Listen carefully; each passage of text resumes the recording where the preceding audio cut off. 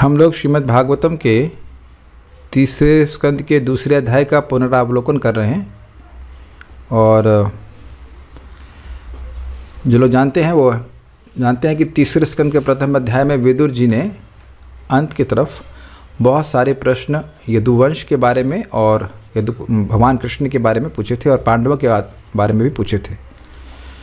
तो उनके प्रश्नों का वह उत्तर देने के लिए अब उत्तर देंगे, लेकिन तुरंत उत्तर नहीं दे पाए। तो उसको क्या कह रहे हैं देखिए।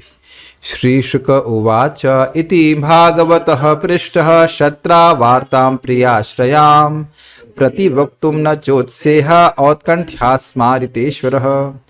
इति इस प्रकार भागवतः, भागवत यहाँ शब्द किसके लिए है? उद्धव जी के लिए है। एक मिनट रुकिएगा, मुझे देखते रहना पड़ेगा।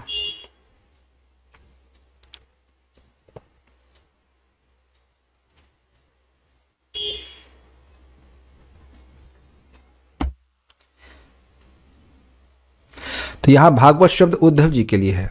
तो महान भागवत उद्धव जी के को पृष्ठः पूछा गया, किसके द्वारा? शत्रा अर्थात विदुर जी के द्वारा पूछा गया। वार्ताम प्रियाश्रयम, अपने प्रिय, उनके प्रेमास्पद जो हैं उनकी प्रियता के आश्रय, उद्धव जी की प्रियता के आश्रय भगवान श्री कृष्ण की वार्ता के संबंध में जब इस प्रकार का मतलब प्रेम वशतः जब विदुर जी के द्वारा पूछा गया तो प्रतिवक्तुम न चोत्सेह, वह उत्तर देने में समर्थ नहीं हो पाए। क्यों? तो कह रहे औत्कंठ्यात् स्मारितेश्वर, बड़ी उत्कंठा से वे भगवान श्री कृष्ण का स्मरण करने लगे। आगे देखते हैं।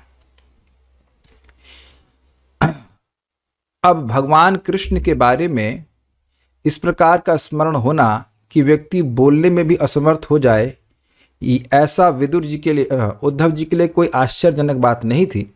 इसलिए उनके बचपन की भक्ति, बढ़ी हुई भक्ति के बारे में बताते हैं। यह पंचहायनो मात्रा प्रातराशाययाशितः तन्नैच्छद रचयन यस्या सपर्यां बाल लीलया।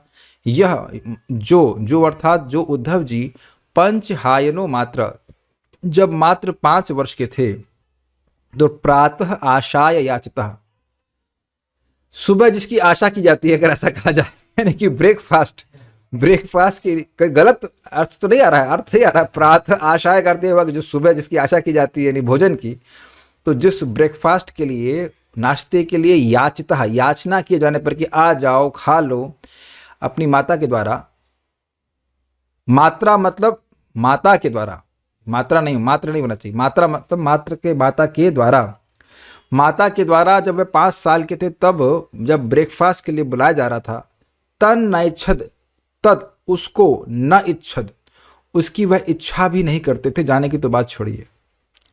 रचयन यस्य रचयन सपर्याम बाल लिया, सपर्याम मतलब वह भगवान की सेवा में लगे रहते थे। एक मिनट, हाँ। और वह रचयन का मतलब हो गया कि भगवान के विग्रह को वह अपने बचपन के हिसाब से वह लीला रच लेते थे। कहीं अब बालू में रच लेते होंगे कृष्ण की आकृति को, या जैसे भी, उसकी सेवा में बाल लीला के रूप में, बाल लीला से वह सेवा कर रहे थे। वो कोई विधि विधान सेवा नहीं कर रहे थे, यानी उनकी बहुत ट्रेनिंग नहीं थी कि ऐसे विग्रह की सेवा की जानी चाहिए। तब भी उनकी ऐसी, उससे भगवान ऐसे रेसिप्रोकेट कर रहे थे, ऐसा उनको सुख दे रहे थे कि उसको छोड़ने की इच्छा नहीं कर रहे थे। देखिए, ये बात थोड़ी समझ में आनी होगी। जिसके पास जितनी भक्ति बढ़ी रहती है, उतना ही उसकी सेवा से भगवान आदान प्रदान करते हैं। तो जितना आदान प्रदान करते हैं उसको सुख मिलता है, और अब जब सुख मिलेगा तो उसे छोड़ने का मन नहीं करेगा। आप देखिए ना, सुबह ऐसा अनुभव करते होंगे कि मतलब, पता नहीं आप लोग बहुत एडवांस होंगे तो बिस्तर छोड़ने का मन करता होगा, नहीं तो बिस्तर पकड़े रहने का मन करता है। यद्यपि कभी कभी तो नींद पूरी भी हो जाती है, फिर सोचते हैं, थोड़ा बिस्तर से एक आवाज आती है कि आज जाने की जिद ना करो, है ना, डोंट गो। तो अब वहां पे याचना करने पे, या मान लीजिए जैसे अब आश्रम में लीडर हो, हल्ला कर रहा है, उठो, तब भी व्यक्ति नहीं उठता है, न इच्छद, क्योंकि खुद ही रचा हुआ है, अपने बेड को रच के रखता है ना, रच के सोता है व्यक्ति। तो खैर, हम बात कर रहे थे उदाहरण से कि वैसे व्यक्ति को सोने बड़ा अच्छा लगता है। तब उससे कोटि गुना अधिक उनको सुख मिल रहा था बचपन की अवस्था में। तो अब ऐसा व्यक्ति जो बचपन में ऐसी भक्ति से युक्त है, वो अगले श्लोक में बोल रहे हैं पूरा जीवन भगवान की भक्ति किया होगा तो उसकी भक्ति कितनी बड़ी होगी। स कथम सेवया तस्या कालेना जरसंगतः पृष्ठो वार्तां प्रति ब्रूयाद भर्तु पादावस अनुस्मरण। स मतलब ऐसे उद्धव जी जो 5 साल की उम्र में भोजन की भी आशा नहीं रखते थे, वो भी सुबह सुबह। तो स कथम सेवया तस्या कालेन जरसम गतः, इस प्रकार से वह जो भगवान की सेवा में वृद्धावस्था को प्राप्त हो गए। ये एक ही अर्थ है, बाकी और अर्थ भी लिए गए थे, लेकिन जरा मतलब होता है बढ़ापा। तो काल के द्वारा वह वृद्धावस्था को प्राप्त हो गए, मतलब भगवान की सेवा करते हुए ही वृद्ध हुए। उन्होंने तो उद्धव जी तो शादी भी नहीं किए थे, तो उनके जीवन में एकमात्र अगर कुछ कार्य था तो वह था कृष्ण की सेवा। तो कथम पृष्ठः वार्तां प्रति ब्रूयात, वह ऐसे उद्धव जी किस प्रकार से अपने प्रिय भगवान श्री कृष्ण के बारे में वार्ता पूछी जाने पर प्रति ब्रूयात बोलने में समर्थ होते। किसके बारे में पूछा गया तो कहते हैं भर्तु पादाव अनुस्मरण। जब उनसे पूछा गया तो वह अपने भर्तु अर्थात अपने पालक स्वामी श्री कृष्ण के चरणों का ही निरंतर स्मरण करते रहे, बोलने में समर्थ नहीं हो पाए। समुहूर्तम अभूतूष्णीम कृष्णांग्री सुधया भृशम तीव्रेण भक्ति योगेना निमग्न साधु निर्वृतः। स मतलब वही उद्धव जी। मुहूर्तम 48 मिनट बोला गया है, 48 मिनट के लिए अभूत तूष्णीम, वह तूष्णी अर्थात चुप हो गए। अभूत मतलब हो गए, तूष्णी मतलब चुप हो गए। कृष्णांग्री सुधया भृशम, भगवान कृष्ण की अंग्री अर्थात चरणों की सुधा यानी अमृत के भृशम, भृशम का मतलब हो गया है बहुत अधिक, बहुत दिव्य अमृत उनको भगवान श्री कृष्ण के स्मरण के द्वारा मिल रहा था, भगवान कृष्ण के चरणों के स्मरण के द्वारा मिल रहा था। तीव्रेण भक्ति योगिना, तीव्र भक्ति के द्वारा निमग्न साधु निर्वृतः, वह साधु बहुत ही सुंदर प्रकार के निर्वृतः अर्थात आनंद में निमज्जित हो गए थे। उनका मन अब बाह्य अनुसंधान से रहित था, वो बाहर की दुनिया की उनको सुतबुद्ध भी नहीं थी। अब उनके शरीर में होने वाले विकारों के बारे में बोल रहे हैं। पुलकोद भिन्न सर्वांगो मुंचन मीलिदृशा शुचः पूर्णार्थो लक्षितस्तेना स्नेह प्रसर संप्लुतः। पुलकः उद्भिन्न सर्वांगो, उनके सभी अंगों में पुलक हो गया था। और उद्भिन्न का क्या अर्थ था? हाँ यही था, पुलको उद्भिन्न सर्वांगो। उद्भिन्न का अर्थ हमको समझ में नहीं आ रहा, पूरा शारीरिक परिवर्तन है, लेकिन उद्भिन्न का विशेष अर्थ लिया गया था, लेकिन विभिन्न याद नहीं आ रहा पूरी तरह से।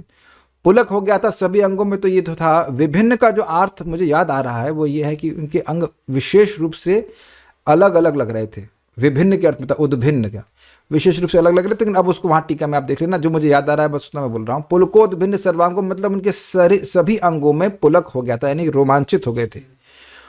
मुंचन मीलित दृशा शुचा, मुंचन मतलब वह रिलीज कर रहे थे, छोड़ रहे थे। क्या? मीलित दृशा, आंखें बंद थी, और शुचहा मतलब शोक के अश्रु वह छोड़ रहे थे, रिलीज कर रहे थे। पूर्णार्थो लक्षितस्तेना, तेना मतलब इन चिन्हों के द्वारा स्लैश या फिर विदुर जी के द्वारा ये लक्षित किया गया कि यह पूर्ण अर्थ है। अर्थ है भगवान का प्रेम, और पूर्णार्थ मतलब इनको भगवत प्रेम की पूर्णता प्राप्त हो चुकी है।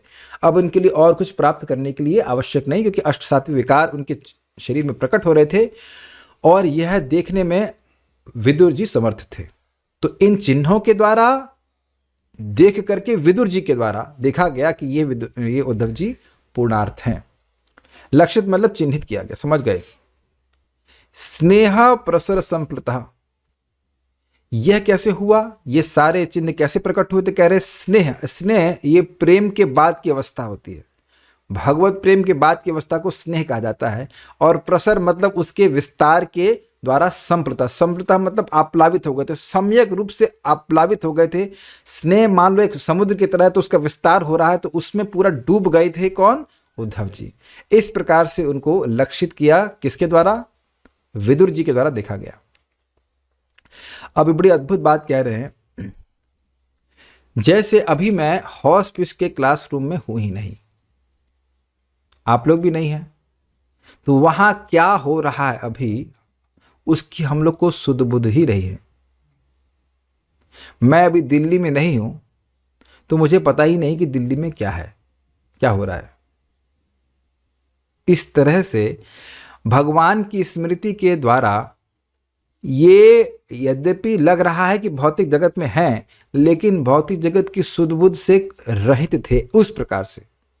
इसीलिए कह रहे हैं कि वह भगवान के लोक में चले गए थे भगवान की स्मृति मात्र से, और फिर वह उस लोक से बाहर इस जगत में आए, यानी बाहर के अनुसंधान से युक्त हुए। देखिए, इस समझना कोई मुश्किल नहीं है। अब रोज हम लोग ये कार्य करते ही हैं। जब सो जाते हैं, जैसे मैं सो ही रहा था तो भोजन पक रहा था, तो बाद में पूछा गया वो भोजन पका, बर्तन मजे, आपको कुछ पता नहीं चला? हम कहा ना, तो हम तो निद्रा लोक में है, बाहर की दुनिया में क्या हो रहा है क्या मालूम चल रहा है। ये तो आप लोग संग हो जाता होगा, सो रहे हैं तो क्या मालूम चल रहा है कि क्या हो रहा है। जब इस जगत में स्वप्न ये करा सकता है, निद्रा ये करा सकती है, तो भगवत प्रेम ये क्यों नहीं करा सकता कि भक्त को भगवान के लोक में पहुंचा दे। एक्चुअली ये भी बोला था कि the Vaikuntha is also state of consciousness. जिस व्यक्ति को भगवत प्रेम प्राप्त है वो भगवत धाम में ही पहुंच जाता है,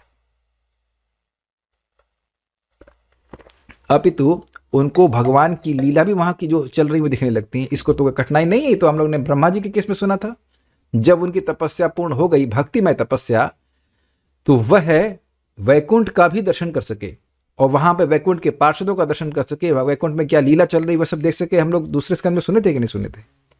सब रहस्यमय बातें हैं।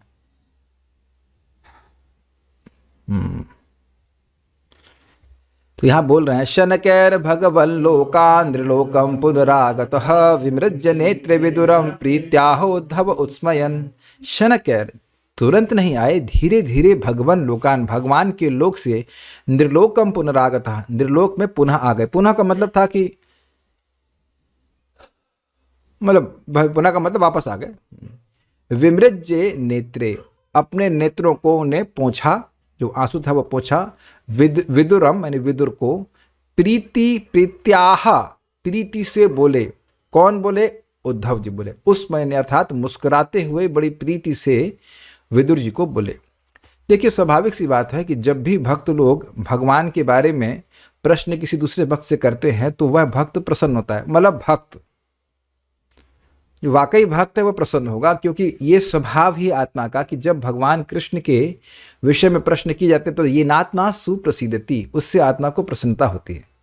तो भगवान के भक्त हैं ये उद्धव जी, इसलिए भगवान कृष्ण के बारे में पूछे हैं तो उद्धव जी को स्मरण हुआ ही है। यहाँ पे सुनी चुके हैं कि उन प्रश्नों से और उनका स्मरण बढ़ गया, तो और अधिक स्नेह क्या था वो, ना स्नेह पसर नहीं, उससे पहले वाले श्लोक में था साधु निवृत्त, अत्यंत आनंद में वह निमग्न हो गए थे। तो बड़े प्रसन्नता से, कोई व्यक्ति आपको सुखी करेगा तो आप भी प्रसन्न होकर के उससे बात करेंगे।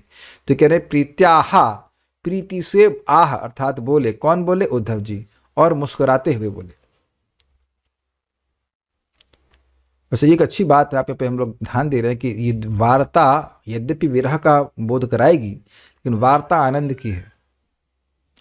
भक्त लोग कभी दुखी नहीं होते, दुखी लगते हैं, लेकिन जो भगवान का प्रेमी है वो भगवान के विरह में बाह्य रूप से दुखी जरूर लग रहा है, लेकिन उसको आनंद ही हो रहा है। हमने एग्जाम्पल दिया था कि वो गन्ने को जब गुड़ वगैरह बनाया जाता है तो जो जिसमें उबाल रहे होते हैं उसकी अग्नि को ठेलने के लिए, ठीक करने के लिए भी गन्ने का जो डंडा है उसी का उपयोग करते हैं। तो उस गन्ने को बच्चे लोग ले लेते हैं और उसको चूसते हैं तो गर्म भी लगता है, तो मुंह जलता भी है, और वो बहुत मीठा भी लगता है क्योंकि उसकी चीनी बहुत गाढ़ी हो जाती है उसमें चीनी। तो एक ही समय में वह क्या एक तरह से दुख भी दे रहा है और एक ही समय में अच्छा भी लग रहा है। आप लोग ने अगर ये समझ में नहीं आ रहा है तो अब धनिया की चटनी तो समझ ही रहे होंगे, खुद ही मिर्ची डालते हैं उसमें, टमाटर वगैरह पड़ता है और खाता है, मिर्ची लगती भी है, लेकिन और थोड़ा दो, और थोड़ा दो, आंख से आंसू आ रहा है लेकिन और थोड़ा दो, और थोड़ा दो, क्योंकि स्वाद भी लग रहा होता है। तो दोनों ही बातें हैं। भक्त लोग भगवान के विरह में दुखी भी लगते हैं, वो तो होना ही स्वाभाविक, लेकिन भगवान का स्मरण और अधिक होता है और स्मरण से सुख भी मिलता है। लेकिन ध्यान देना चाहिए, ऐसा विरह का अनुभव उसी व्यक्ति को होगा जिसको भगवान से प्रेम होगा। प्रेम नहीं होगा तो विरह, दूरी होने से विरह नहीं अनुभव होता है।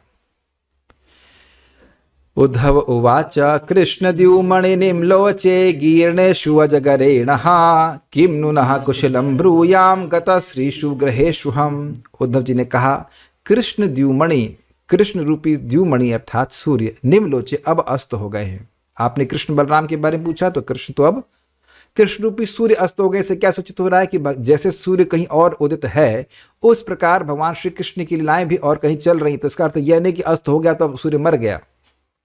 ऐसे नहीं कहा जाता कि सूर्य के मरने पर आप हमारे यहाँ प्रवचन में आइए, ऐसा कभी नहीं बोला जाएगा। सूर्य अस्त हुआ है यहाँ पे, लेकिन कहीं ना कहीं सूर्य उदित जरूर हो रहा होगा।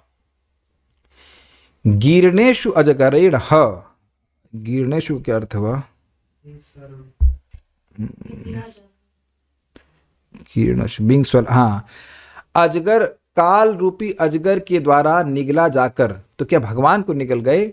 नहीं, हमारा गतश्रीषु यानी कि जो हमारा सौभाग्य है वह चला गया है, और गृहेशु अहम, गृहेशु जो हमारा घर है उसको ये अजगर रूपी काल खा गया। कृष्ण को नहीं खा सकता है। किम नुनः कुशलम ब्रूयाम, हम अपने बारे में क्या कुशल मंगल कहें। आपने जिन भी यदुवंशियों के बारे में पूछा है, उनका कुशल क्षेम के बारे में पूछा है, उनका कुशल क्षेम हम क्या कहें। ब्रूयाम, अहम ब्रूयाम मतलब मैं क्या बोलूं, अर्थात जब भगवान चले गए तो हमारा क्या कुशल क्षेम रहा, ये वो बोल रहे हैं।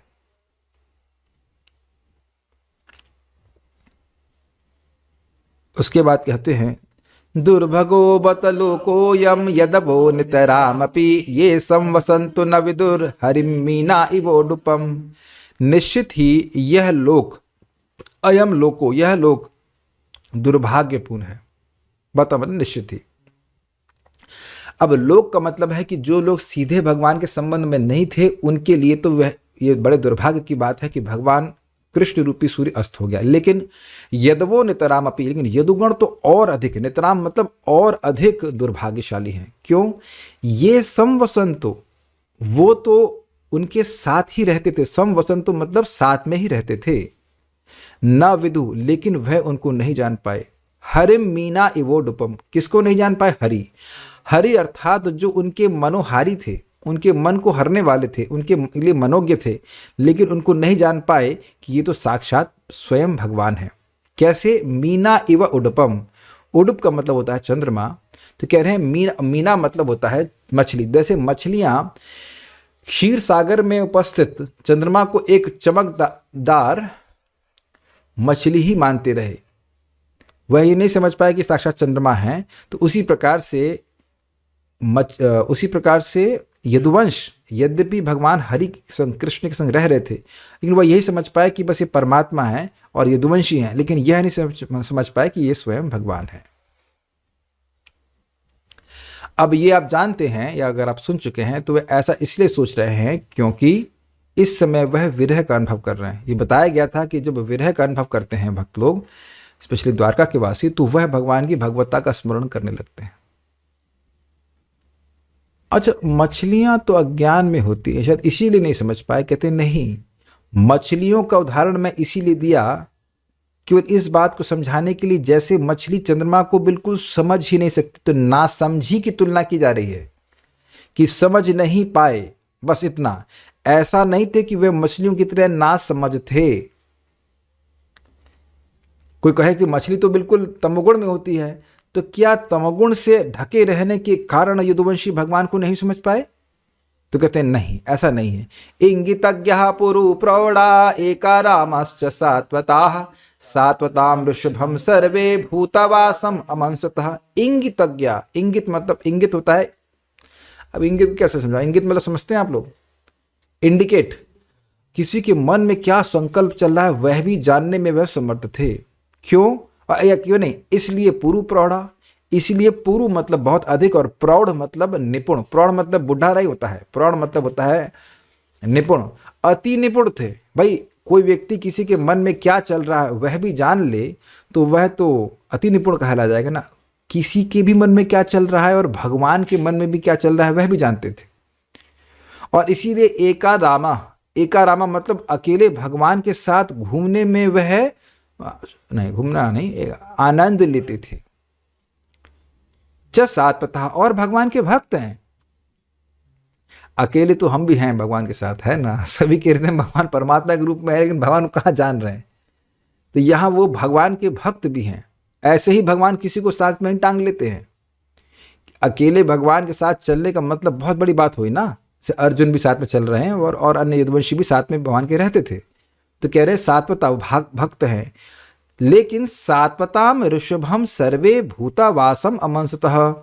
उन्होंने क्या माना कि सर्वे सात्वताम ऋषभम, यहाँ पे दूसरे सात्वत का अर्थ है यदुवंश। उन्होंने यदुवंश में ऋषभम अर्थात सर्वश्रेष्ठ ही भगवान को माना, एक बात। दूसरा भूतावासम अमंसतः, और सभी जीवों में वास करने वाले परमात्मा के रूप में, अंतर्यामी के रूप में ही माना। यही माना कि अंतर्यामी परमात्मा ही हमारे यदुवंश के प्रमुख के रूप में प्रकट हुए हैं, लेकिन स्वयं भगवान श्री कृष्ण के रूप में नहीं माना। स्वयं भगवान जो कि सभी विष्णु तत्वों के स्रोत हैं। देखिए, परमात्मा भगवान की पूर्ण अभिव्यक्ति नहीं है, इसलिए भगवान को केवल परमात्मा के रूप में जानना, ये भगवान को पूर्ण रूप में जानना नहीं है।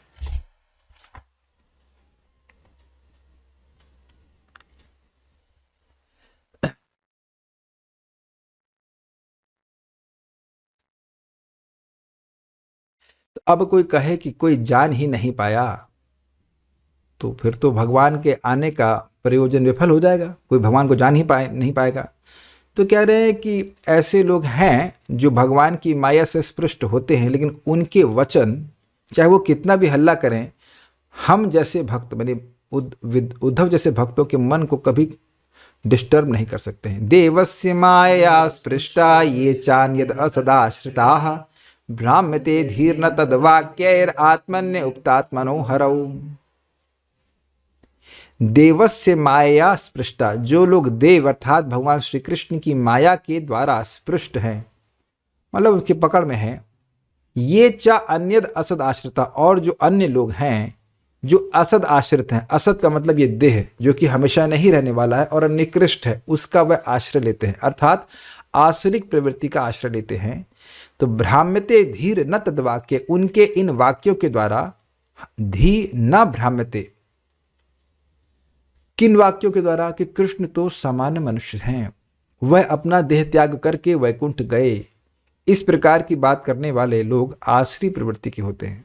उनको नहीं पता कि भगवान श्री कृष्ण स्वयं अपने दिव्य वपु को प्रकट करते हैं, अपनी शक्ति से प्रकट होते हैं, और वह अपनी ही शक्ति से स्वयं उसी रूप में भगवान अपने धाम में चले जाते हैं। तो वह बात ना जानते हुए अंट संट कुछ भी बोलते हैं कि भाई भगवान तो एक मनुष्य थे, वह तो भाई देखो अब क्या कहा जाए, जरासंध और कौरवों को मरवाए ना उन्होंने, तो ये जो पाप लगा ना, उसके कारण वो अपने परिवार को बचा नहीं पाए। ऐसी वो व्याख्या करते हैं। सब लॉजिकल होता है वो उनका सब लॉजिकल होता है, लेकिन परंपरा में नहीं होता है, या उनकी अपनी परंपरा में होता है, ऐसा कह सकते हैं, जो उनसे ही शुरू होती है। हम जहाँ खड़े होते हैं परंपरा वहीं से शुरू होती है, समथिंग लाइक दैट, है ना। सेल्फ मेड फूल्स ठीक कह सकते हैं आप। आत्मनि उपतात्मनो हरो, ये क्या आत्मनि का अर्थ यहाँ पे क्या है, जरा देख ले भाई।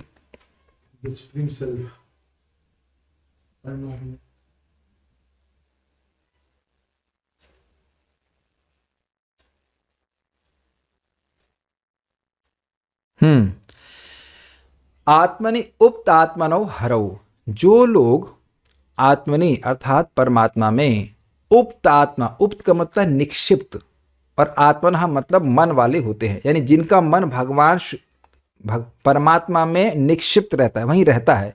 परमात्मा का नाम क्या है? हरि। उन भगवान हरि में जिन लोगों का मन लगा रहता है, यानी कि उद्धव जैसे भक्त, उनकी बुद्धि को ऐसे असुरों के वाक्य नहीं भ्रमित कर सकते हैं। वो भगवान के बारे में चाहे कुछ भी बोलें, वह समझ जाएंगे कि भगवान के बारे में गलत बोल रहे हैं, इसलिए ये असुर ही हैं। अगर ये मालूम चल जाए कि ये व्यक्ति असुर है, तो समान इंसान भी इस बात को शायद नहीं स्वीकार करेगा। समझ पा रहे हैं मैं क्या कह रहा हूं? जब हम किसी की गलत बात को स्वीकार करते हैं, तो यह विश्वास होता है कि ये बड़े जानकार व्यक्ति हैं और ये हमारा लाभ करेंगे। कभी आप धोखा खाएं इस तरह से?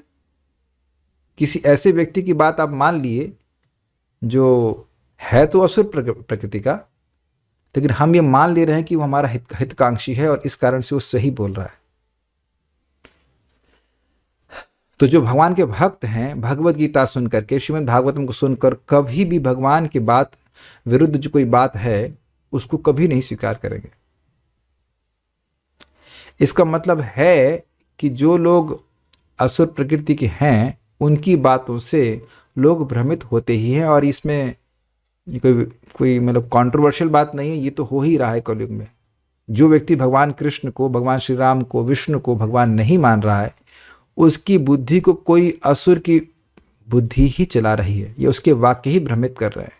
इससे भी बड़ा स्पष्ट होता है कि वाक्यों से, वाणी से बुद्धि भ्रमित भी होती है। वाणी बुद्धि से, वाक्यों से ही बुद्धि भ्रमित होती है। ये बातें सब लोग स्वीकार कर रहे हैं। मैंने आपको बताया था कि एक बार हम एक अपने बुआ जी घर में गए थे लखनऊ में। उस समय भक्ति में आ ही गया था मैं, और वहाँ पे एक मैडम थी, और मैडम नहीं, वो प्रिंसिपल मैडम थी। और बस कोई ज़्यादा उन्होंने गीता वीता को सुना नहीं, खाली इतना सुना कि मैं भक्ति कर रहा हूँ, लाइक से 21 ईयर्स की एज में। तो उन्होंने कहा अभी तो तुम्हारी भोग भोगने की उम्र है। वाह, अब प्रिंसिपल ऐसी है तो फिर अब टीचर तो क्या कहा जाएगा। If the principle is of sense gratification, समझ आ रहा है मेरी भाषा का प्रयोग। प्रिंसिपल ही है, जीवन का उद्देश्य ही है प्रिंसिपल, PAL प्रिंसिपल का, कि भोग करना है, तो बच्चों को आप कहाँ पढ़ाने के लिए भेज रहे हैं, आप विचार कर लीजिए।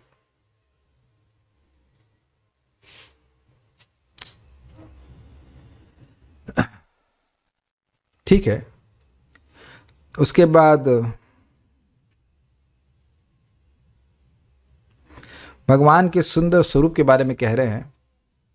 प्रदर्शया तप्त तपसाम अवितृप्त दृशाम नृणाम आदायंतरधादयस्तु स्वबिंबम लोकलोचनम। प्रदर्शया, प्रदर्शित करके, अतप्त तपसाम, जो लोग तपस्या के द्वारा, उचित तपस्या के द्वारा तप्त अर्थात शुद्ध नहीं हुए थे, अवितृप्त दृशाम नृणाम, और ऐसे मनुष्य अभी भगवान को देखने के द्वारा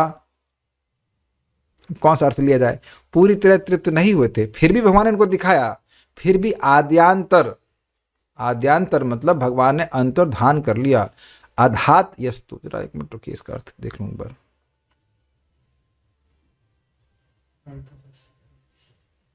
ना,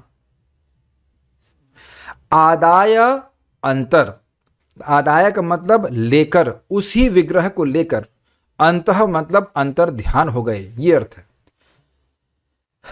भगवान ने अपने सुंदर स्वरूप को दिखाया और फिर उसी रूप को लेकर आदाया, आदाया मतलब लेकर के, अंतः मतलब अंतर्धान हो गए।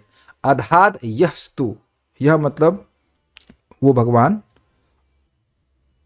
अधात मतलब होता है परफॉर्म, परफॉर्म का क्या अर्थ होगा भाई, हाँ, तो उन्होंने अंतराधात मतलब अपने अंतर ध्यान को किया, यानी कि उस वो अंतर्धान की प्रक्रिया को वह किए, पहले अपने स्वरूप को दिखाए, और उसके बाद वो तृप्त नहीं भी हुए थे वो लोग, फिर भी भगवान उनकी कोई मतलब उनकी अपेक्षा नहीं की कि तृप्त हुए कि नहीं हुए, उस रूप को उन्होंने आच्छादित करके अंतर्धान हो गए।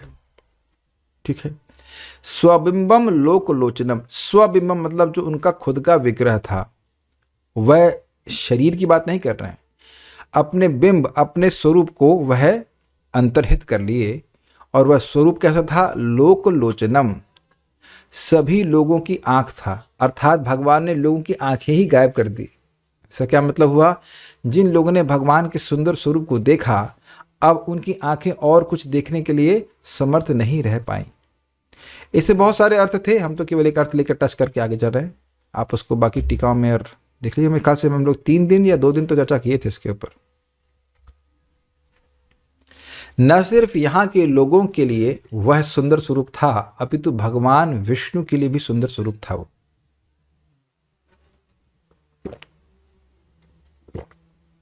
यन्मर्त्य लीलौपैकं स्वयोगा माया बलम दर्शयता गृहीतम विस्मापनम स्वस्य च सौभगर्धे परम पदम भूषण भूषणांगम।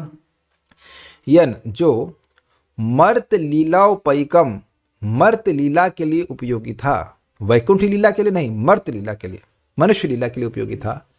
स्वयोग माया बलम दर्शयता गृहीतम, अपनी योग माया के बल को दर्शाने के लिए जो भगवान ने स्वीकार किया था, अर्थात भगवान ने प्रकट किया था। विस्मापनम स्वस्य च, और स्वस्य अर्थात खुद के लिए, या उनके स्वांश भगवान विष्णु के लिए भी विस्मय का कारण था। विस्मापनम मतलब विस्मय का, आश्चर्य का कारण था। क्यों? सौभाग्य हृदय परम पदम, क्योंकि सौभाग्य अर्थात सौंदर्य की समृद्धि का परम पदम वह पराकाष्ठा स्वरूप था, अर्थात अत्यंत सुंदर स्वरूप था। उससे सुंदर स्वरूप कोई था ही नहीं। भूषण भूषणांगम, इसलिए भूषणों का भी वह आभूषण था। जो भगवान भूषण आभूषण धारण करते वह सुंदर हो जाते भगवान के ऊपर होने मात्र से, ये बोल रहे हैं। ठीक है जी, सौभाग्य रिधि, वही तो बोल रहा हूं, सौभाग्य की समृद्धि अर्थात सौंदर्य का सौंदर्य की सौंदर्य का ऐश्वर्य, ऐश्वर्य 6 प्रकार के हैं, उसमें एक सौंदर्य भी तो है ना। तो यहां सौभाग्य का विशेष अर्थ था सुंदरता। अब इसको तो देखिए विदुर जी, आपने स्वयं देखा है। ऐसा नहीं कि विदुर जी को बोल रहे हो, विदुर जी कहने किसके बारे में बात कर रहे हो नहीं, ये विदुर जी स्वयं देखे हैं, इसलिए उस बात की याद दिला रहे कि राजसी युग में भगवान कृष्ण के सौंदर्य को तो आप भी देखे हैं ना।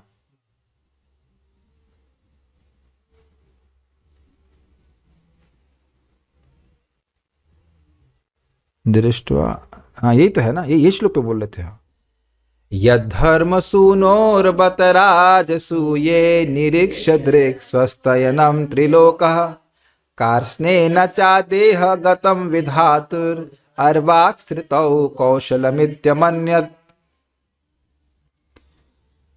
तो यहां कह रहे हैं कि यद धर्म सूनो, जो धर्म के बेटे अर्थात धर्मराज युधिष्ठिर की राजसूय सभा में जिसको, इस स्वरूप को बत मतलब यहाँ पे निश्चय के अर्थ में है कि भाई आपने भी देखा था, कोई हम अपनी बात नहीं कह रहे।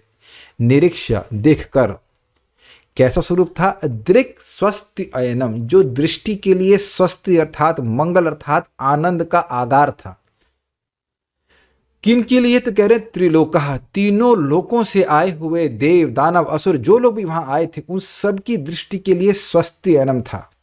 उनकी आंखों को अत्यंत आनंद प्रदान करने वाला, शिव जी के लिए भी ब्रह्मा जी के लिए भी।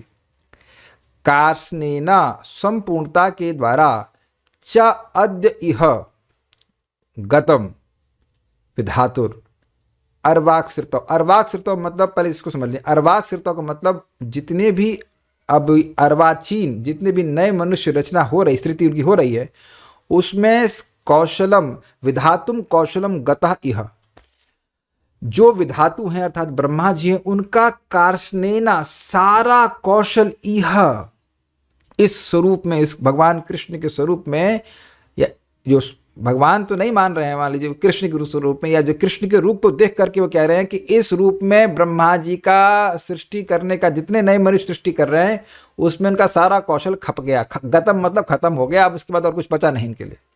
इति अमन्यत, यही माने, इसके मतलब इति अन्य, यही माने का मतलब और कुछ नहीं माने, यही माने।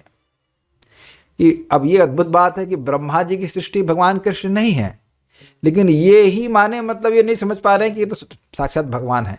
अरे जब यदुवंशी नहीं समझ पाए तो अब वहां पे आए लोग समझ पाए, इसमें कौन सी बड़ी, ना समझ पाए तो कौन सी आश्चर्य की बात है। अब आगे देखते हैं।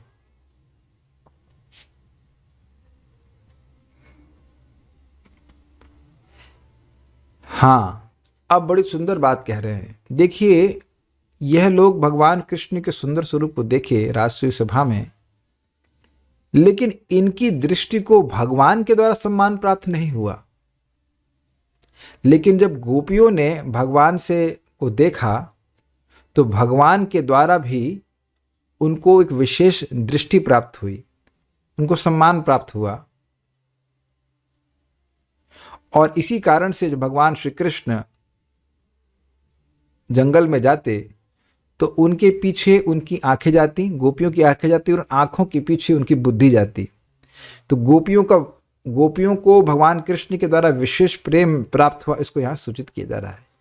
यस्यानुरागा प्लुतहास रासा लीलावलोक प्रतिलब्धमानाः व्रजस्त्रियो दृग्भिरन प्रवृत्तः धियो वतस्तु किल कृत्य शेषः।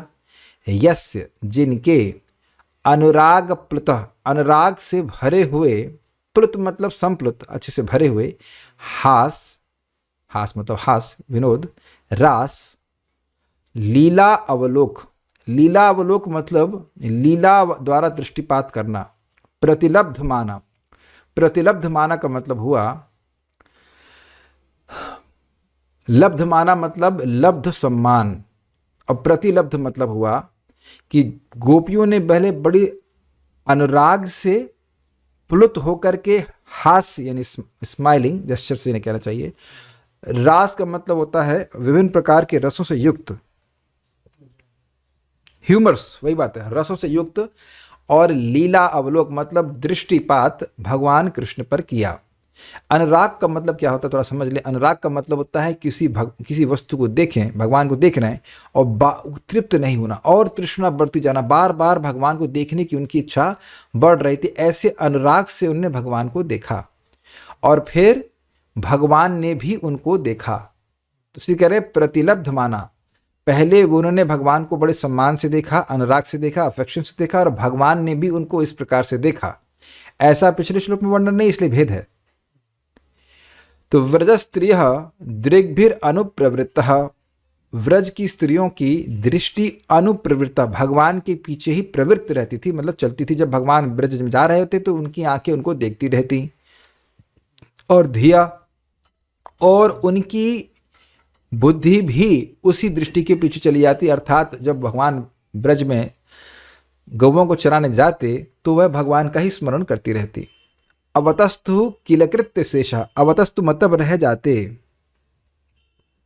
नहीं, अवतस्तु का मतलब है वह बैठी रहती शांति से, कुछ कार्य नहीं कर पाती, जड़ हो जाती। किलकृत्य शेष, और निश्चित ही उनके कृत्य, जो घर के कृत्य थे वह शेष अर्थात बचे ही रह जाते। तो कहने का अर्थ यह है कि व्रज की स्त्रियों की बुद्धि और उनके मन, उनकी बुद्धि और उनकी दृष्टि भगवान कृष्ण के साथ ही उनके पीछे पीछे चली जाती और वह कोई कार्य करने में समर्थ नहीं हो पाती बात थी।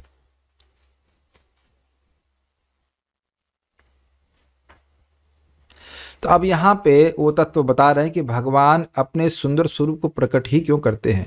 कहते हैं स्वशांत रूपेषु इतरः स्वरूपैर अभ्यर्दमानेषु अनुकंपितात्मा परावरेषु महदंश युक्तो हिजोपि जातो भगवान यथाग्नि। स्वशांत रूपेषु, अपने शांत स्वरूपों में, मतलब अपने भक्तों में, उनसे इतरई स्वरूपे, उनसे इतर स्वरूप वाले असुरों के द्वारा अभ्यर्थमानेषु, यानी कि पीड़ित मान, जो उनके शांत स्वरूप वाले भक्त हैं, उनको विभिन्न स्वरूप वाले, अलग स्वरूप वाले असुरों के द्वारा जब पीड़ित किया जाता है तो उन भक्तों पर अनुकंपित आत्मा, अनुकंपित मन वाले, द्रवित मन वाले होकर के परावरेशु, पर और अवर के ईश, पर मतलब आध्यात्मिक जगत और अवर मतलब भौतिक जगत के ईश अर्थात नियामक, महदंश युक्त, यानी कि महान अंश बलराम जी से युक्त होकर के, ही अजोपि, यद्यपि वे अजन्मा है, कर्माधीन जन्म नहीं लेते हैं, फिर भी जाता, वह प्रकट होते हैं भगवान यथा अग्नि, जैसे अग्नि प्रकट होती, जैसे अग्नि पंच महाभूत में सदा सर्वदा विद्यमान है, हर जगह है, फिर भी जैसे लकड़ी में वह प्रकट होती है, ये तो लिया गया था।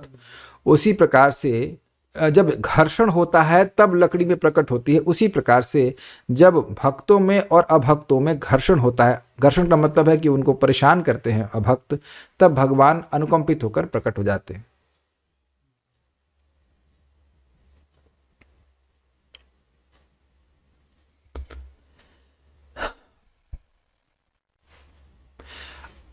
भगवान ऐसे अद्भुत हैं,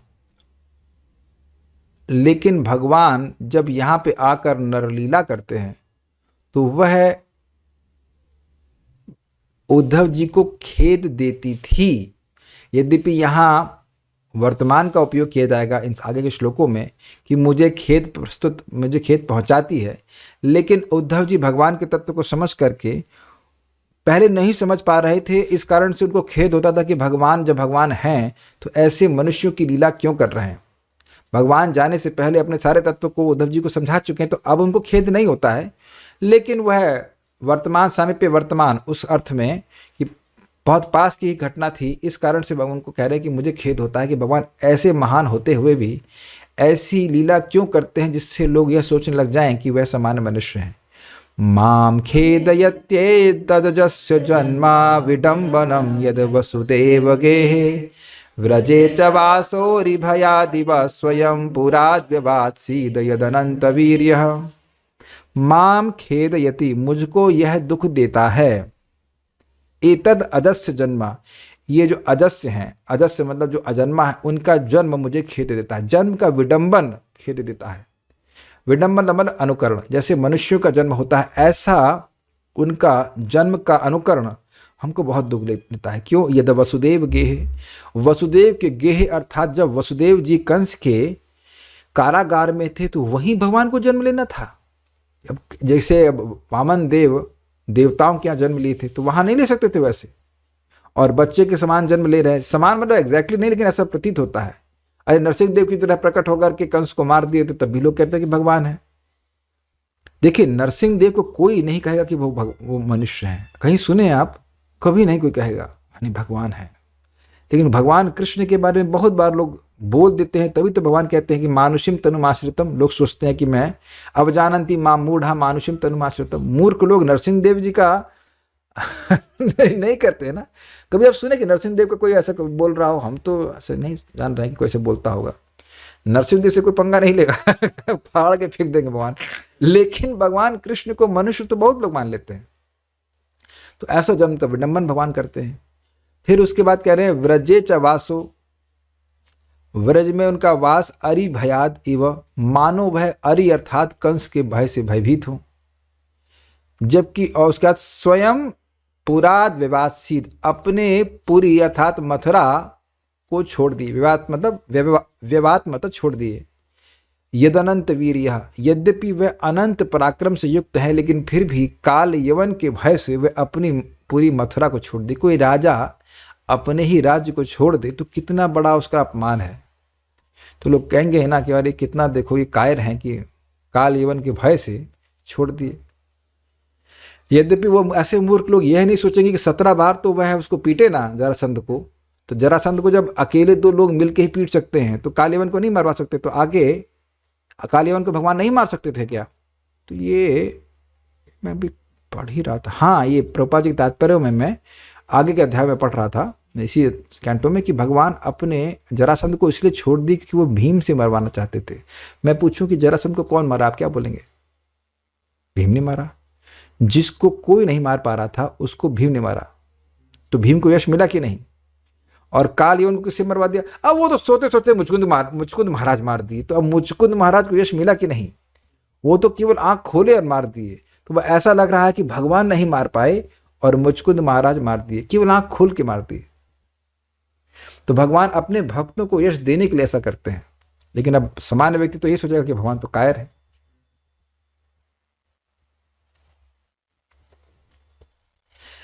आगे इसी बात को कहते हैं, दुनोति चेतः स्मरतो ममैतद् यदाह पादाव अभिवन्द्य पित्रोः ताताम्ब कंसादुरुशंकितानां प्रसीदतं नोः कृत निष्कृतीनां। बहुत अच्छी बात बोले। दुनोति चेतः स्मरतो ममैतद्, एतद् यह मेरे, मम मतलब मेरे चित्त को दुनोति बहुत दुख देता है। यह स्मरतः जब मैं स्मरण करता हूँ कि यदाह पादाव अभिवंद्य पितरो, अपने पितृ हो अर्थात द्विवचन में माता और पिता यानी वसुदेव और देवकी का अभिवंदन करते हुए जब आपने ये कहा था, क्या कहा था? तात, हे तात यानी पिताजी, हे अम्ब हे माताजी, कंसाद उरुशंकिता नाम, कंस से हम लोग बहुत अधिक भयभीत थे, इसीलिए हम आपकी सेवा नहीं कर पाए, इसलिए हमसे आप न प्रसिद्धाम, हमसे आप प्रसन्न हो जाएं, हम पर कृपा करें। क्यों भाई? अकृत निष्कृति नाम, हम आपकी सेवा नहीं कर पाए। जो माता पिता ने अपने आपने हम पर उपकार किया उसका हम प्रतिदान नहीं कर पाए। अब देखिए ये कितनी गलत बात हो जाएगी। क्यों? पहली बात, क्या भगवान कंस से भय से भयभीत थे? नहीं थे, लेकिन बोल ऐसा रहे, उसका प्रयोजन बताया गया था ताकि माता पिता में स्नेह जागृत हो जाए, वात्सल्य जागृत हो जाए। नहीं तो उनके सामने ही कंस को मारे थे, और जब कंस को मारे हैं तब कौन से बहुत बड़े हैं, 11 ही साल के तो है ना। क्या देवकी को भगवान कृष्ण की उम्र भी याद नहीं होगी? कौन सी माता को अपने बच्चे की उम्र याद नहीं है? कभी हम लोग सोचे नहीं ना इस तरह से। क्या कोई माता अपने वो भी कृष्ण जैसा बच्चा, वेल कृष्ण से कोई बच्चा हो ही नहीं सकता, लेकिन कृष्ण जिसका बच्चा है, एक एक दिन नहीं गिन रही होंगे, एक क्षण के लिए माता देवकी नहीं भूल सकती है। तुमको याद नहीं कि आज हमारा बच्चा कितने साल का होगा, हमारा बच्चा कितने साल का होगा? उनको पता है कि वो जिंदा है, वो तो सारी खबर आती ही होगी कि आज ये सुर मारा, वो सुर मारा, खुश भी होती होंगी। तो उनको पता है कि 11 साल के हैं, लेकिन वो 11 साल के होते हुए भी कंस को उनके सामने ही मारे, इसीलिए तो वो लोग, उनका प्रेम थोड़ा शिथिल हो गया कि ये तो भगवान है, तो उनके वात्सल्य को जागृत करने के लिए बोले। नहीं तो क्या भगवान कभी ऐसा हो सकता है कि भगवान किसी की सेवा को भूल जाएं? अरे अब अजामिल जैसे व्यक्ति का उद्धार करते हैं और देवकी वसुदेव की सेवा का प्रतिदान नहीं करेंगे, ऐसे कैसे हो सकता है? बल्कि यही प्रतिदान है उनका कि इस प्रकार से वो बोल रहे हैं। लेकिन बाह्य लोगों के लिए तो लगा, देखो तो अपने माता पिता का भी ना हो सका, या जो भी कैसे माता पिता की सेवा नहीं कर पाया, जो भी इत्यादि इत्यादि। तो ये सब हमको बहुत दुख देता है।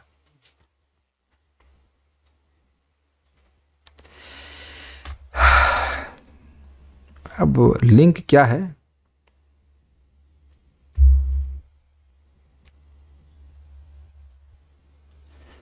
वो कह रहे हैं कि ऐसा कौन व्यक्ति होगा जो भगवान की सेवा के, भगवान के चरण कमलों के अमृत को या सुगंध को एक बार, चरण कमलों की रेणु, चरण कमलों में जो रज है उसकी एक बार आस्वादन कर लेगा तो उनको भूल सकता है।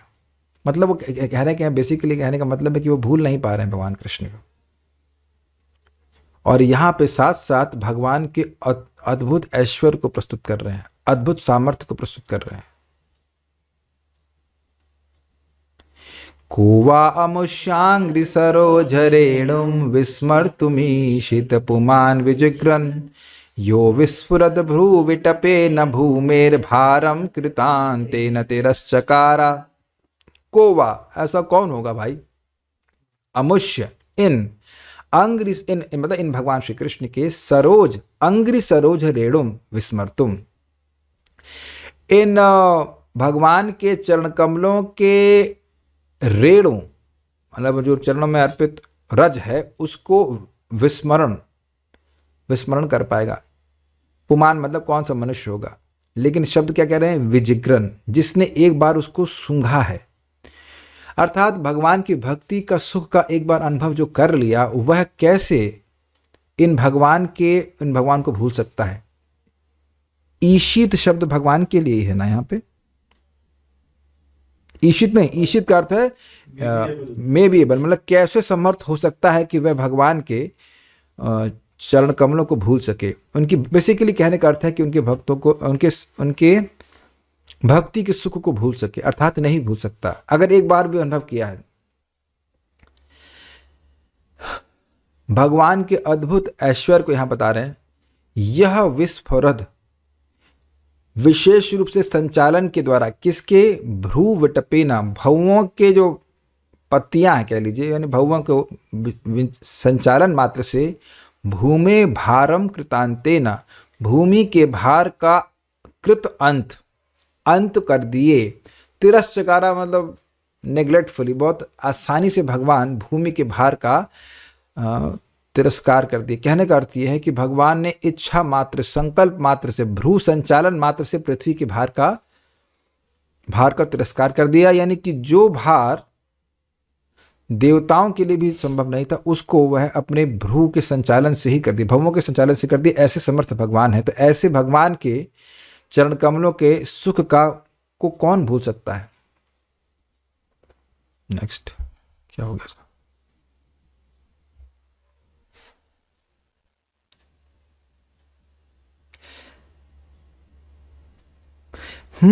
लिंक हम आपको बताना भूल गए। लिंक ये था कि कोई भजनीय है तो उसमें 7 गुण होने चाहिए।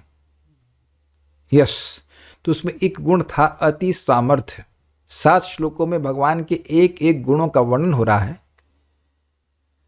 तो यहाँ पे भगवान के अति सामर्थ्य का वर्णन हो रहा है, इसलिए भगवान भजनीय है। अब इस श्लोक में विदुर जी को मैंने भी इस बात को देखा है और वो कह रहे हैं कि यहाँ पे भगवान के दया को सूचित हो रहा है, दया सूचित हो रही है। दूसरा, जो अनधिकारी है उसको भी मुक्ति देने के शक्ति भगवान में, यह भी सूचित हो रहा है। दृष्टा भवद्भिर ननुराज सूये चैद्यस्य कृष्णम दुष्टोपि सिद्धि याम योगिना संस्पृहयन्ति सम्यग योगे न कस्तद विरहम सहेत।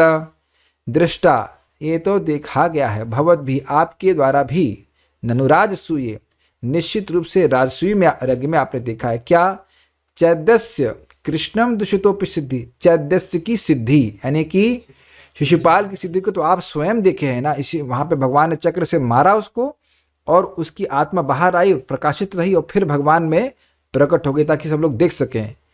जबकि कृष्ण का वह द्वेषी भी था, कृष्ण द्विषतो अपि, यद्यपि वह कृष्ण का द्वेषी था फिर भी उसको सिद्धि प्राप्त हो गई। तो कौन सी बड़ी बात है, सिद्धि प्राप्त हो गई। तो कहते हैं याम योगिनः संस्पृहयन्ति सम्यक, याम जिस सिद्धि को, याम मतलब जिस सिद्धि को योगी जन जो वेद से समझ लेते हैं योग का मार्ग क्या है, संस्पृहयन्ति सम्यक, संस्पृहयन्ति सम्यक रूप से स्पृहा करते हैं, मिलती नहीं है। अगर कृष्ण का संबंध नहीं जुड़ा है उस योगी से तो वह केवल स्पृहा करता है उस सिद्धि का। ये सिद्धि का मतलब है निर्विशेष ब्रह्म ज्योति में लीन होना, लेकिन सिद्धि मिलती नहीं है। और सम्यक योगे ना, सम्यक रूप से योग के अभ्यास भी करता है तब भी उन कृष्ण वह सिद्धि उनको नहीं मिलती। तो कस तद विरहम सहिता, ऐसा कौन व्यक्ति, वह कैसे व्यक्ति उन कृष्ण के विरह को सहन कर सकता है। अर्थात जिन कृष्ण के संबंध मात्र से द्वेषी व्यक्ति को भी सिद्धि प्राप्त हो गई निर्विशेष ब्रह्मज्योति में लीन होने की, उन कृष्ण के संबंध से यानी उनके विरह को कौन सहन कर सकता है। कृष्ण से संबंध विछो कहना चाहिए, उसको जो प्रेमी भक्त है वो कैसे सहन कर सकता है, नहीं कर सकता, ये अर्थ। अब उसके बाद वो कह रहे हैं कि भाई द्वेषी व्यक्ति तो भगवान को जानता था, लेकिन ऐसे भी लोग थे जो भगवान को बिल्कुल नहीं जानते। आप लोग जानते हैं ना सामने कौन रहता है हमारे यहाँ पे। तो जैसे आप लोग यहाँ पे आए हैं तो सामने हमारे घर में कौन रहता है उससे क्या मतलब, से बुखार हो नहीं हो उससे क्या मतलब है। अच्छा, वो भी आप लोग को गाली दिया क्या? ना वो आप लोग को गाली दे रहा है, ना आपको स्वागत कर रहा है, ना कुछ भी कर रहा है। तो इसे कहते हैं उदासीन। तो ऐसे लोगों को भी भगवान कृपा किए, उसको यहाँ पे बोल रहे हैं। तथैव चान्ये नरलोकवीरा य आहवे कृष्ण मुखारविंदम नेत्रः पिबन्तो नयनाभिरामम पार्थस्त्रपूतः पदमापुरस्य। तथैव, उसी प्रकार मतलब जैसे वह शिशुपाल को सिद्धि दिए उसी प्रकार ही च अन्य नरलोक वीर, अन्य जो नरलोक वीर थे अर्थात मनुष्यों में जो बहुत अच्छे योद्धा थे, अन्य का अर्थ जो भगवान के प्रति उदासीन थे, वह ना तो प्रेमी थे और न ही शिशुपाल की तरह द्वेषी थे, उदासीन थे। या आहवे कृष्ण मुखारविंदम, जो आहवे अर्थात युद्ध में कृष्ण के मुखारविंद को, कृष्ण के मुख कमल को नेत्र है पिबंतो, नेत्र से पी रहे थे। नयनाभिराम, जो नयनों के लिए अत्यंत आनंदमय भगवान का मुख था, ऐसे उसको पीते हुए पार्थस्त्र पूतः, पार्थ अर्थात अर्जुन के बाणों से पवित्र होकर, पूता का मतलब होता है पवित्र होकर, पदम आपुरस्य, अस्य मतलब इन भगवान के पदम को आपु अर्थात प्राप्त किए। यानी कि वह भी जो लोगों ने भगवान के स्वरूप को सराहा और वह शरीर छोड़ दिए तो वह भगवान के सालुक्य को प्राप्त किए, ये बात है।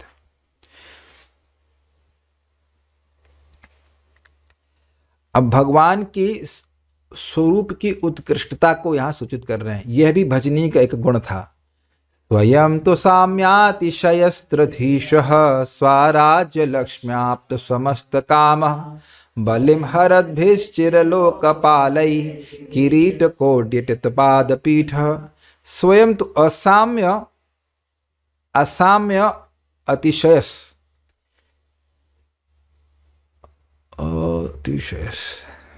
एक मिनट रुकिए।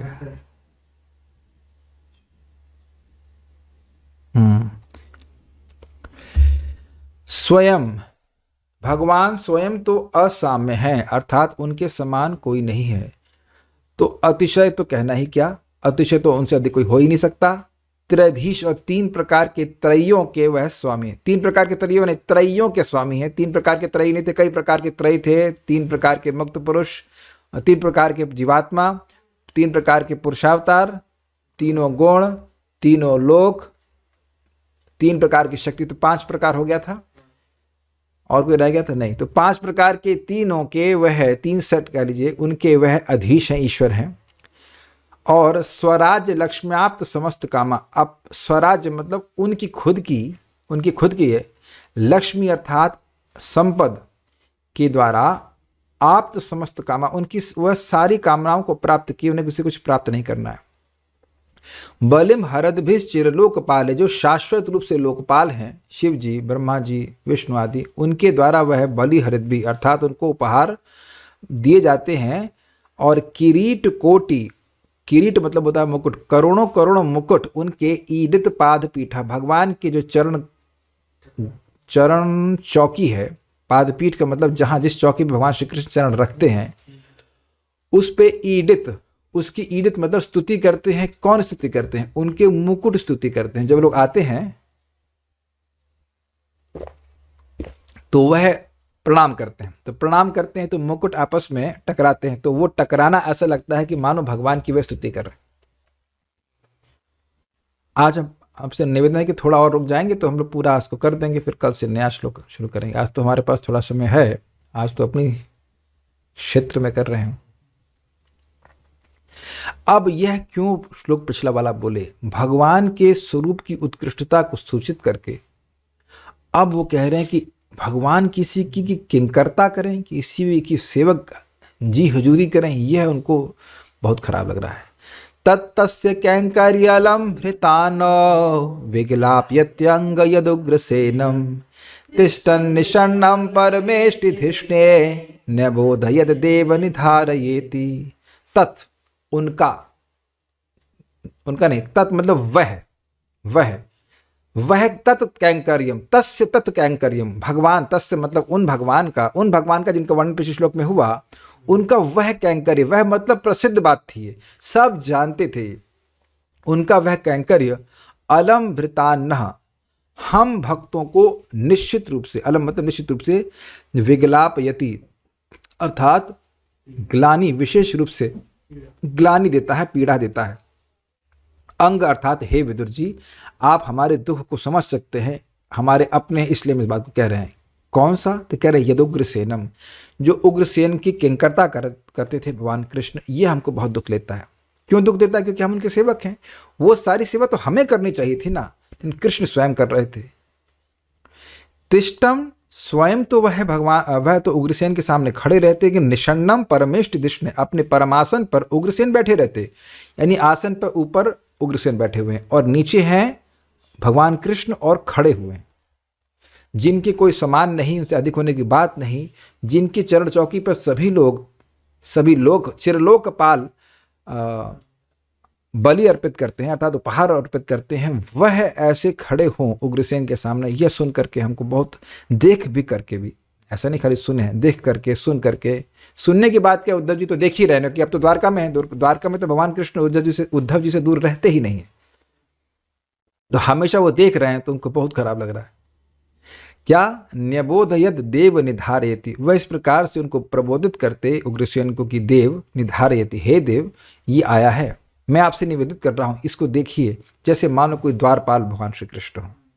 ऐसा ये उनको बहुत दुख लगता था कि ऐसा क्यों करते हैं। अब भगवान की ये भगवान का वस्तुतः दोष नहीं है, ये उनकी भक्त वृषता है, भक्तों के वह अधीन हो जाते हैं, उनको अच्छा लगता है ऐसा करना।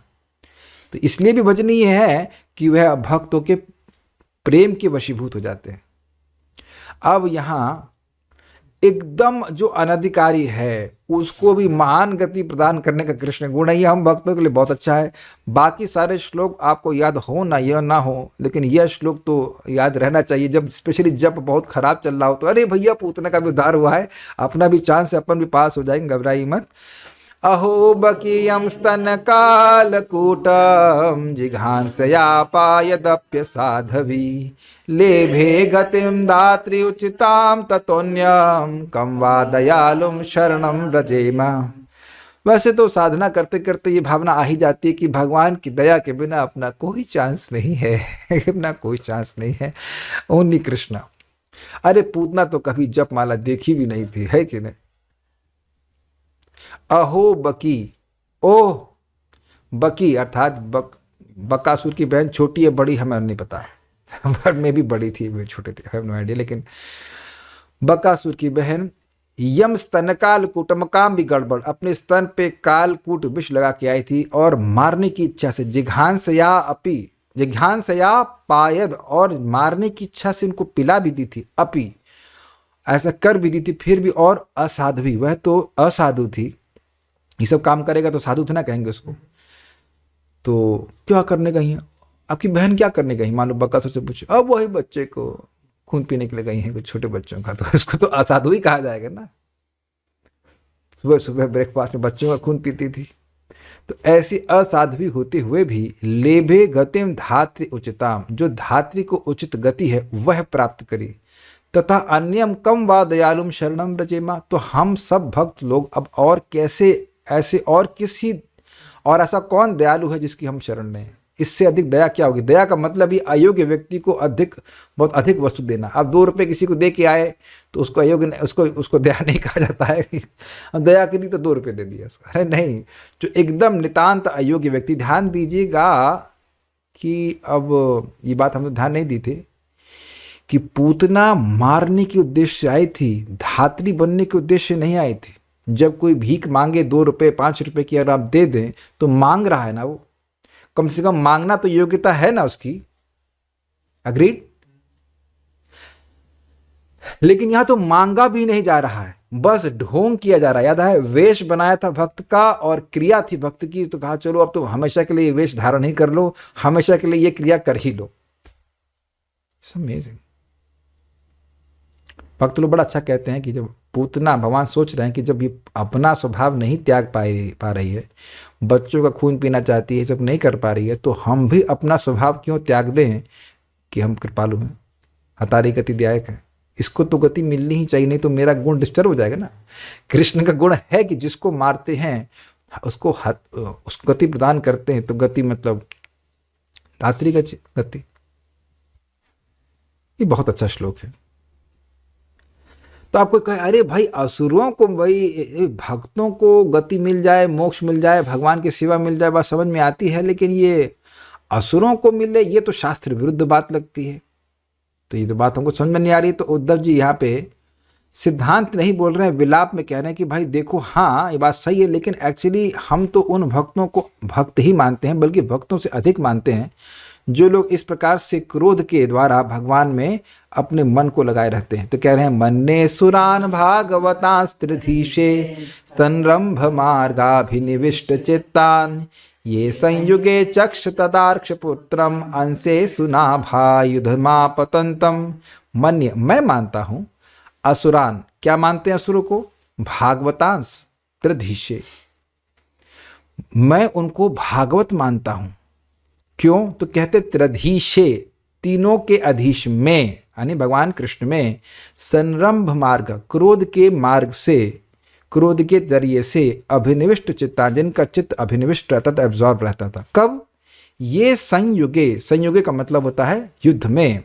जो लोग संयुग में यानी कि युद्ध में अचक्षुतः देख रहे थे, देखते थे, तार्क्ष पुत्रम, तार्क्ष का मतलब हुआ कश्यप जी के पुत्र गरुड़ जी के अंशे अर्थात कंधे पर सुनाभ आयुधम, सुनाभ आयुधम मतलब जिनकी सुनाभ अर्थात चक्र आयुध है, ऐसे भगवान श्री हरि को गरुड़ जी के कंधे पर आसीन होता हुआ आपतंतम आता हुआ देखते थे, बड़ी तीव्रता से उनके ऊपर आते हुआ देखते थे, और इस प्रकार से अपने क्रोध के द्वारा अपने चित्त को भगवान में लगा देते थे। तो उनको तो मैं भक्त मानता हूँ। इसलिए भगवान ऐसे लोग असुरों का वध करके उनको गति प्रदान कर दे तो कोई दोष नहीं, शास्त्र विरुद्ध बात नहीं है।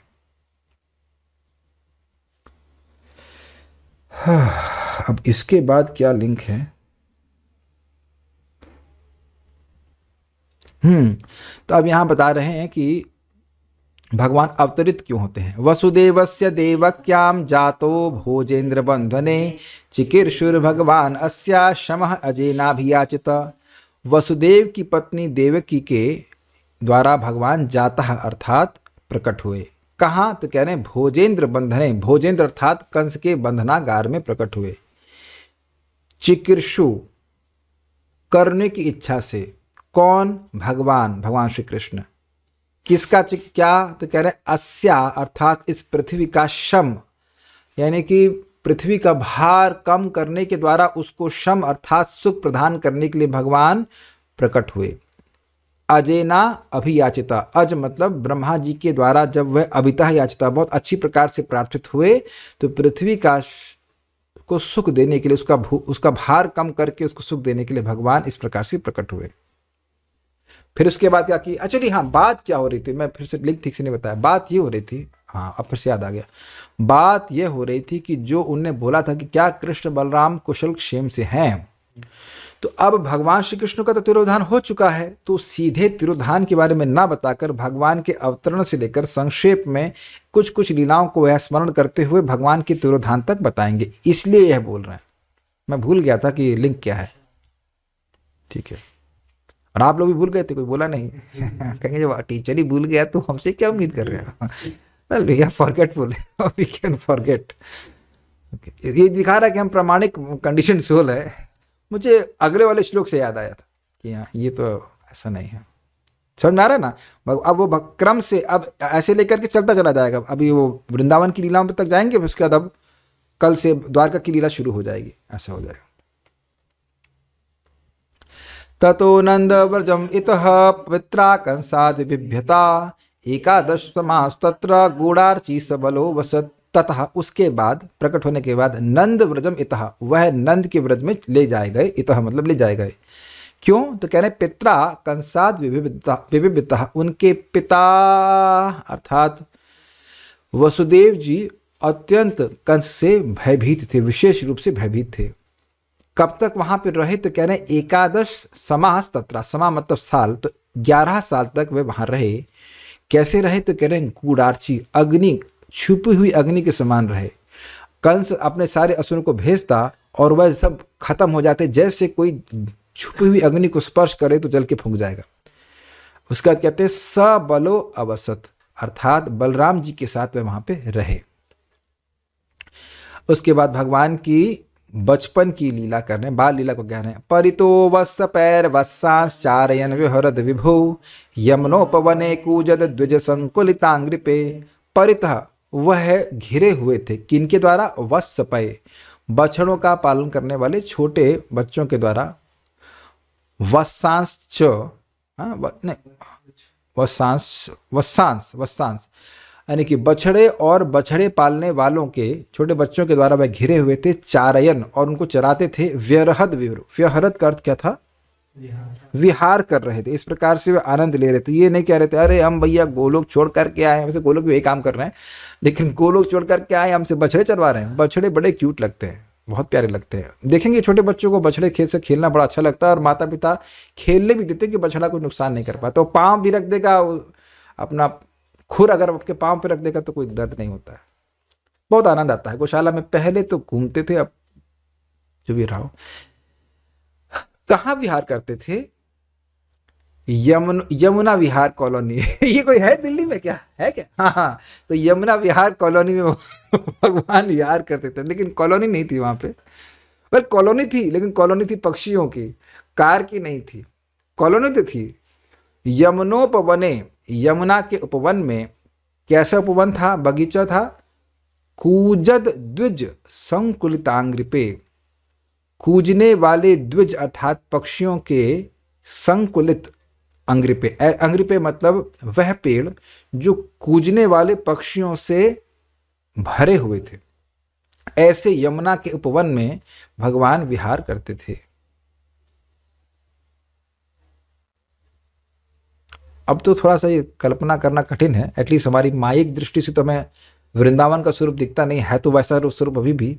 लेकिन आप लोगों ने कभी देखा हो या कभी अब पता नहीं है कि नहीं, हम लोग कई साल पहले गए थे इधर मंदाकिनी कहाँ बहती हैं? ये चित्रकूट में। तो मंदाकिनी में आप स्नान करेंगे तो उसके उस तरफ एक्चुअल जंगल दिखाई पड़ता है, एक्चुअल जंगल है। पता नहीं कितने लोग दिखाए कि नहीं। चित्रकूट में आप जाएंगे, आप गए होंगे है ना, वो जो श्रीपाद रामभद्राचार्य जी का आश्रम है ना, वो अंधों का स्कूल है, बच्चों का, बच्चे अंधे बच्चों का स्कूल है। तो वहाँ पे आगे जा करके वो एक बनाए हैं उधर। हाँ मतलब उस वो कह सकते हैं, क्या कहते हैं, घाट है, और वो घाट ही बड़ा नेचुरल सा है, लेकिन वहाँ स्नान आप कर सकते हैं। उसके सामने एक तो गंगा जी बिल्कुल क्लीन दिखाई पड़ रही है, उसके सामने जो है जंगल ही जंगल है। हम लोग जहाँ तक मुझे स्मरण आ रहा है हिरण भी दिख गया था वहाँ, उधर से हिरण दिखाई पड़ता है। तो इस प्रकार से है, बहुत सुंदर वहाँ पे व्यवस्था है। तो वहाँ पे अपने बछड़ों को लेकर के कृष्ण, मतलब वहाँ तो नहीं कर रहे हैं गंगा जी के तट पे, इधर यमुना जी के तट पे ऐसे रहा होगा।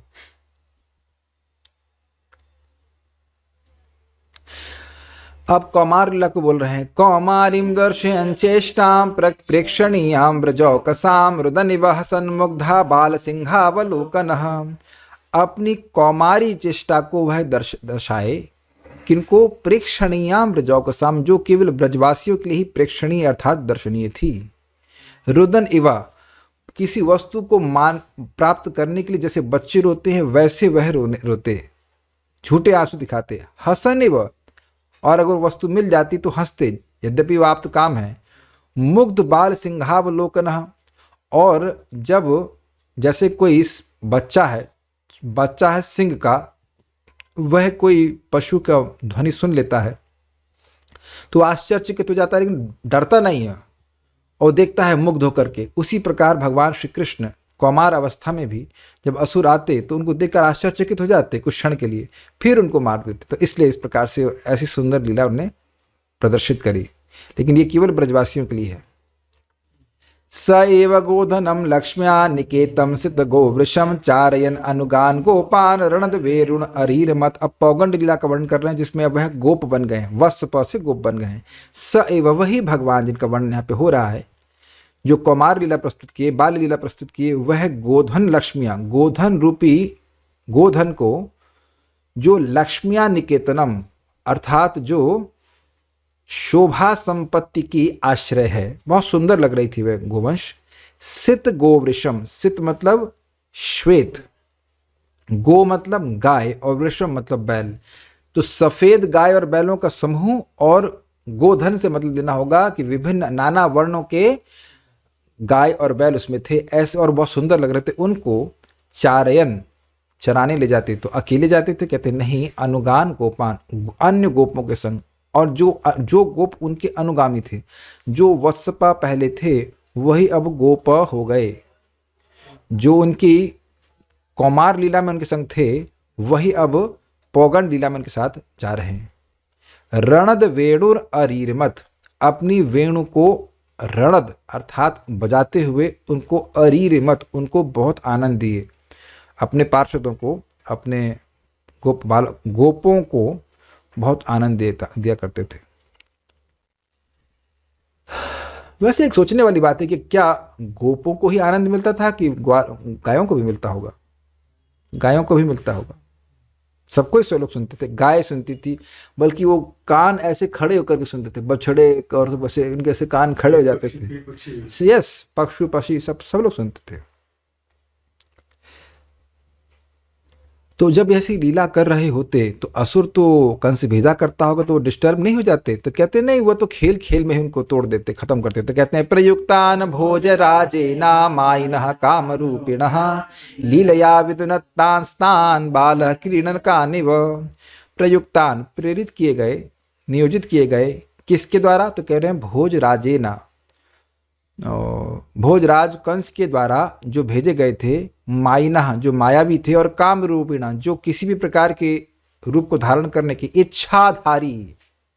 इच्छाधारी थे। ऐसे असुरों को लीलया विदुनत, लीला के द्वारा फाड़ दिए, खत्म कर दिए। तांस तान मतलब उन सभी, एक भी असुर बचा नहीं। यदगत्वा ना निवर्तन्ते, वो आया लेकिन जीरो रिटर्न पॉलिसी, भगवान वापस नहीं किए। कैसे? तो कह रहे हैं बालह क्रीडन का निवा, जैसे एक बच्चा जो है खिलौने को तोड़ देता है। बल्कि माता लोग कभी कभी कंप्लेन करती हैं, तुम एक खिलौना इसे एक हफ्ता भी नहीं खेल सकते हो? तुरंत तोड़ देते हो। माताओं लोग, आप लोग देखे होंगे, बच्चों से कभी कभी डांट लगाती हैं, तो बच्चों को जैसे खेलने में अच्छा लगता है वैसे तोड़ने में भी अच्छा लगता है, तो खेलते रहते हो, जब इनकी इच्छा होती है तोड़ देते हैं उनको। तो जैसे बच्चे खेल खेल में एक त्रिनादि के बने हुए खिलौनों को तोड़ देते हैं, ऐसे भगवान उनको खेल खेल में, लीला लीला में तोड़ दिए। उसी का यहाँ पे उदाहरण बता रहे हैं। यद्यपि यह कालिया जी, हमारा कालिया जी ने, कालिया बाद में डिवोटी हो गया भाई, तो कालिया को मारे नहीं लेकिन उसको दमन कर दिए। तो कह रहे विपन्नान विषपानेना निग्रह्य भुजगाधिपम उत्थाप्य पायद गावस्तत्तोयम प्रकृति स्थितम। विपन्नान, विपत्ति से, यानी कि मर ही गए थे गोपगण। कैसी विपत्ति से? विष पानेना, विष का पान करने के कारण, विष से युक्त जल का पान करने के कारण। निग्रह भुजगाधिपम, और उस भुजगों यानी कि सर्पों के राजा कालिया को निग्रह, दमन करके, बाहर निकाल करके उन्होंने ब्रजवासियों को, उनकी यानी गोपालकों को उस विपत्ति से, मृत्यु रूपी विपत्ति से उत्थाप्य, बाहर निकाल लिया। कैसे निकाल लिया? अपनी अमृतमय दृष्टि का पात करके। और अपायत गावस, और गायों को पिलाया। तत्तोयम, वही तोय, वही जल जो विषाक्त था उसको पिलाया, जो कि प्रकृति स्थितम, अपनी प्रकृति में, अपनी स्वाभाविक स्थिति में, यानी कि जल की जो स्वाभाविक स्थिति है कि भाई वह पोषण करने वाला है, वह प्यास बुझाने वाला है, अमृत के समान है, वह उस स्थिति में स्थित हो गया था और ऐसे जल को उन्होंने पिलाया। उसके बाद कह रहे हैं कि इंद्र के मान को भी भगवान ने भंग किया। अयाजयद गोसवेना गोपराजम द्विजोत्तमः वित्तस्य चोरुभारस्य चिकीर्षन् सद्वयम् विभु। अयाजयत गोसवेना, गो सब अर्थात गायों के लिए यज्ञ करने के द्वारा, यानी कि उनकी पूजा के द्वारा, गोवर्धन की पूजा के द्वारा, गोपराजम द्विजोत्तमः, गोपराज अर्थात नंद महाराज को गाय का यज्ञ करवाया, द्विजोत्तम, उत्तम ब्राह्मणों के द्वारा। क्यों? तो कह रहे हैं वित्तस्य च उरुभारस्य, जो उनका धन का महान भार हो गया था, और च मतलब इंद्र के मान भंग को करने के लिए, करने की इच्छा से, चिकित्सा का मतलब था इच्छा से, सद्वयम यानी कि, नहीं मैं कुछ सोच रहा था कि जो उनका महान वित्त का भार हो गया तो वह उसका सही व्यय हो जाए, वेस्ट नहीं हो, है ना, वेस्ट नहीं हो धन। और एक ऐसा मैं अर्थ सोच रहा हूं, और ये जो इंद्र का मान है इसका भी खर्चा होना चाहिए कुछ सद्वयम। यद्यपि अर्थ से नहीं लिया गया है, लेकिन ये भी थोड़ा सा खर्च हो, बहुत बहुत बढ़ गया है ना, ये जो इंद्र का मान रूपी वित्त बढ़ गया है, इसका भी कुछ खर्चा होना चाहिए। तो ऐसा किया। अरे इनको डर नहीं लगा?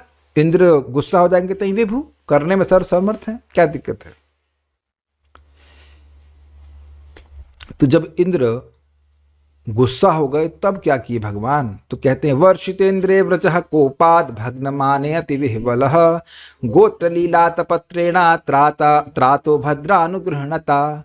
वर्षिति इंद्रे, इंद्र ने जब इस प्रकार से वर्षा की तो व्रजः कोपाद, भग्न माने, तो अब उनका मान भंग हो गया था, इस कारण से कोप के वश होकर, कोप से यानी क्रोधित होकर के, व्रजः अति विह्वल, इंद्र अपने मान भंग होने के कारण अत्यधिक क्रोधित थे और उन्होंने बहुत वर्षा करी, और उस वर्षा से व्रज अर्थात व्रजवासियों का जो समूह था वह अति विह्वल हो गया। विह्वल समझते हैं, भयभीत हो गए, परेशान हो गए। तो गोत्र लीला अतपत्रेणा, गोत्र मतलब गोवर्धन की, को लीला तपत्रेणा, लीला के द्वारा छाते के रूप में खड़ा रख लिए ऊपर, और त्रातो भद्र अनुग्रहणता, हे भद्र विदुर, हे सौम्य विदुर, उन्होंने व्रजवासियों को का त्रास हर लिया, उनके दुख को हर लिया, उन पर अनुग्रहणता, उन पर अनुकंपा कर कर।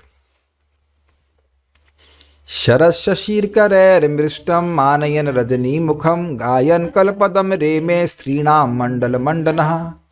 अब यहाँ गोपियों के संग जो भगवान ने लीला करी उसका वर्णन कर रहे हैं, और वो कहते हैं कि शरद शशि करैर मृष्टम, चंद्रमा, शरद शशि शरद ऋतु का चंद्रमा, करय अपने हाथों के द्वारा मृष्टम उज्ज्वल करता है, रजनी मुखम अर्थात संध्या काल को के मुख को मानयन अर्थात सम्मान देते हुए उसको उज्ज्वल कर देता है।